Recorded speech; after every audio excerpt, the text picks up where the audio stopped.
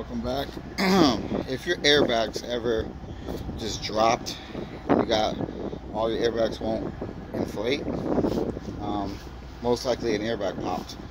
Sometimes, you see here, airbag grenaded. They like literally exploded. This airbag here. So, if that one is leaking, it popped. All of them are not going to work. That's not going to deflate. That one is not going to deflate. And this one.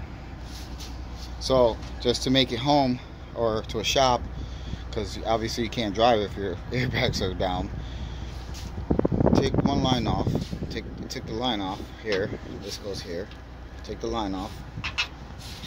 Crimp the line with a vice grip. It'll stop the hole. It'll stop the leak. Then they'll start airing up again. Then you can get that replaced. But I got the whole bracket missing, so it like literally exploded. But if you're in a jam like I was on the side of the road, that'll be your best bet. So find out which airbag is leaking. That one, this one, or this one.